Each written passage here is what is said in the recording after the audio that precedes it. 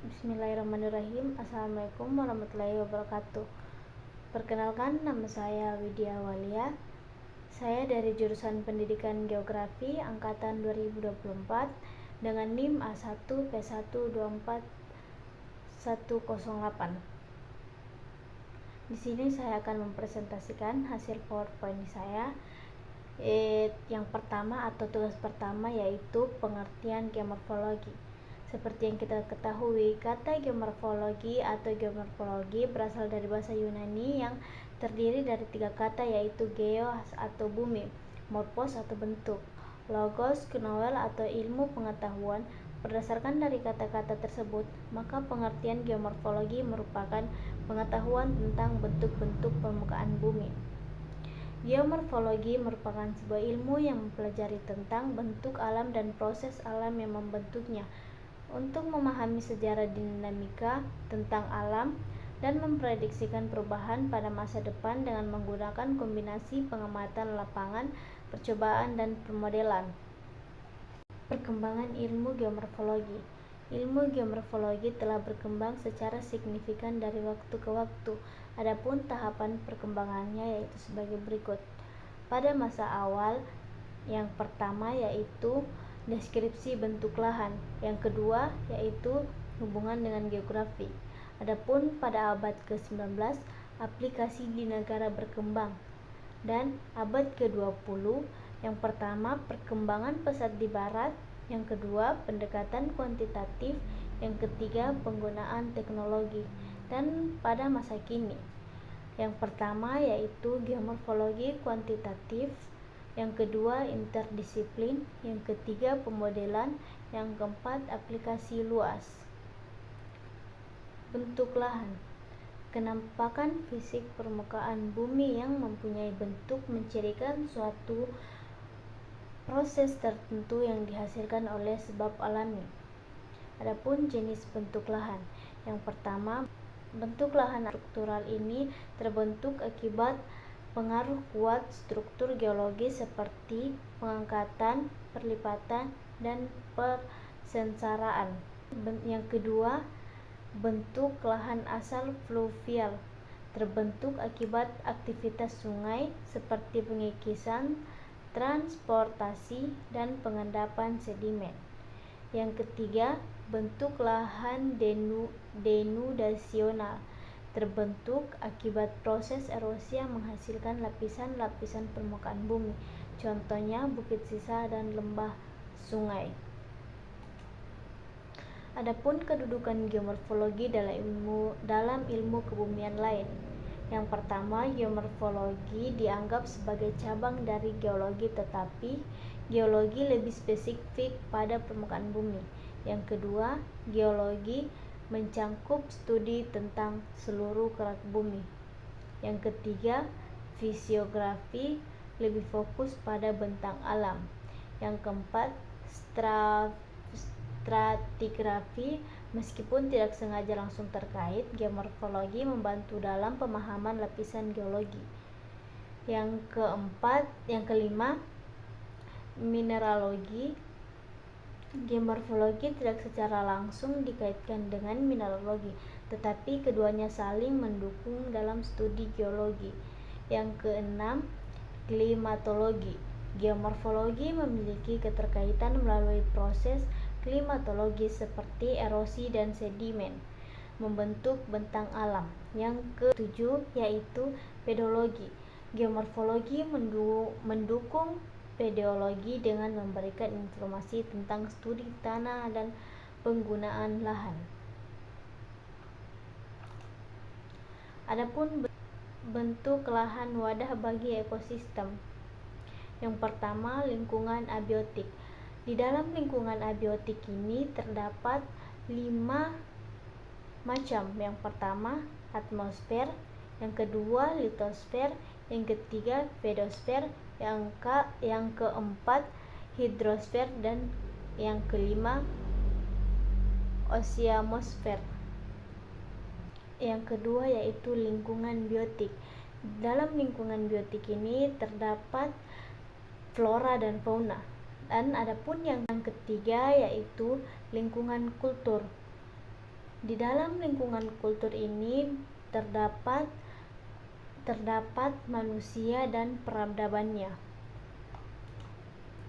Adapun terapan ilmu geomorfologi, lingkungan geomorfologi dibagi menjadi dua, yaitu pasif dan aktif.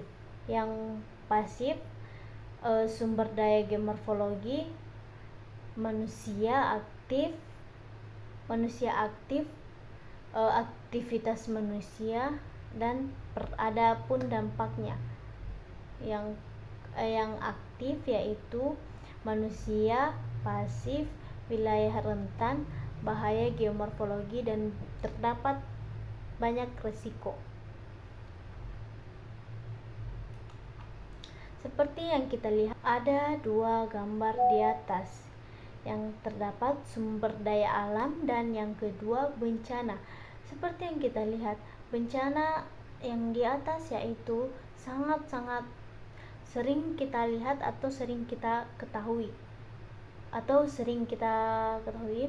seperti kebakaran dan banjir. Dan yang sumber daya itu seperti yang kita lihat pada saat ini, yaitu bentuk lahannya yang asri dan perumahannya yang bagus gitu. Hubungan antara geomorfologi dan geografi. Seperti yang kita ketahui, geomorfologi dan geografi memiliki hubungan yang sangat erat dan saling melengkapi dalam memahami bentuk dan proses yang membentuk permukaan bumi.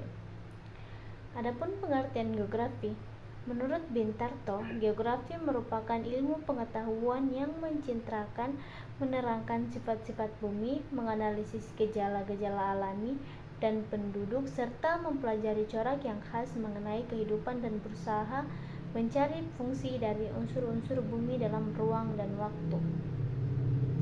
Geomorfologi geografis mempelajari hubungan fungsional bentuk lahan dengan gejala fisikal dan kultural. Pada slide selanjutnya, kita akan membahas tentang tipe studi geografi. Studi geografi dapat dibedakan menjadi 5 tipe berdasarkan pendekatan dan objek yang diteliti. Yang pertama yaitu geografi fisik. Geografi fisik ini terdapat 4 macam. Yang pertama, litosfer, di mana litosfer ini membahas tentang studi tanah dan struktur geologi. Dan yang kedua yaitu membahas tentang air termasuk sungai, danau, dan lautan. Dan yang ketiga yaitu atmosfer. Atmosfer ini menganalisis cuaca dan iklim. Dan yang keempat yaitu biosfer. Biosfer ini mengkaji tentang tumbuhan, hewan, serta dengan lingkungan.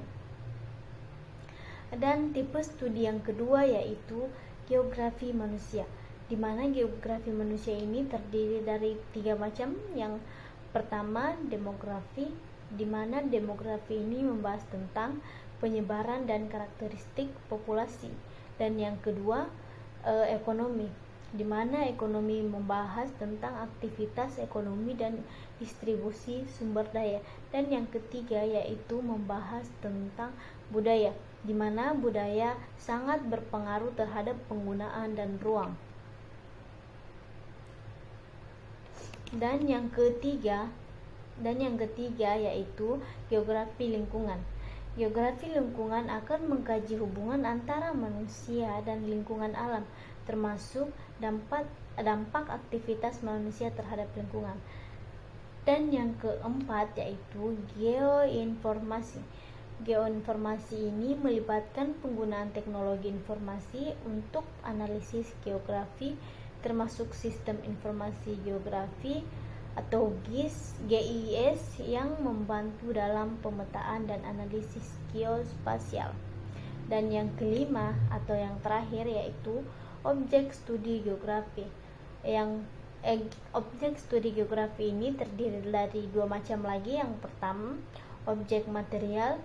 Objek material ini berkaitan dengan kondisi dan proses fenomena di permukaan bumi. Dan yang kedua yaitu objek formal.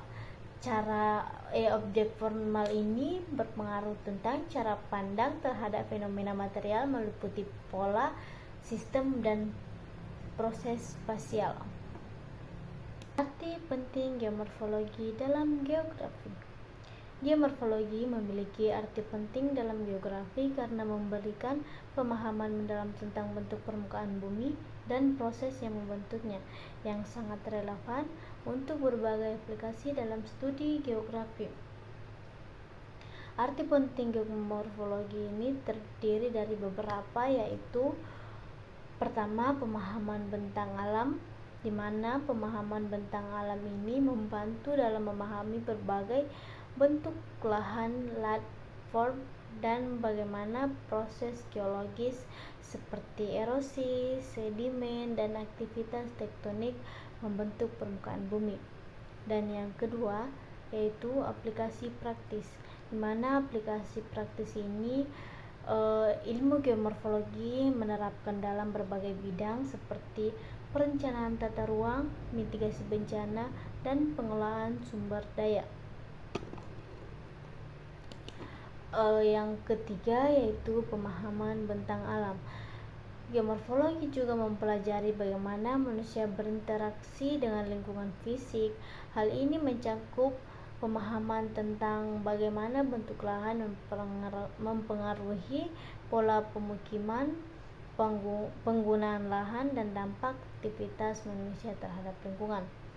Dan yang terakhir yaitu pemahaman bentang alam, di mana pemahaman bentang alam ini berfungsi sebagai jembatan antara berbagai disiplin dalam kebumian, termasuk geologi, hidrologi, dan ekologi. Adapun kelompok kajian geomorfologi terdiri dari 6, di mana kita akan menjelaskan satu-satu, yaitu geomorfologi sejarah, di mana geomorfologi sejarah ini berusaha memahami bagaimana, mengapa bentuk lahan berubah serta proses geologi yang terlibat dalam perubahan tersebut. Dan yang kedua, geomorfologi fungsional. Geomorfologi fungsional ini mengkaji bagaimana bentuk permukaan bumi berfungsi dalam konteks lingkungan dan ekosistem. Dan yang ketiga yaitu geomorfologi terapan, di mana geomorfologi terapan ini sering digunakan untuk memetakan dan menganalisis risiko bencana seperti banjir, longsor, serta dalam pengembangan kebijakan lingkungan. Dan yang keempat yaitu geomorfologi karst, di mana geomorfologi karst ini mencakup analisis gua, dolina, dan fitur lainnya yang dihasilkan dalam proses pelarutan. Dan yang kelima yaitu geomorfologi kuantitatif. Pendekatan ini bertujuan untuk memberikan pemahaman yang lebih mendalam tentang dinamika geomorfik dan untuk memprediksi perubahan di masa depan. Dan yang terakhir yaitu geomorfologi geografi, di mana geomorfologi geografi ini menghasilkan pemahaman tentang bentang lahan dan bentang alam dalam konteks geografi yang lebih luas, termasuk interaksi antara manusia dan lingkungan.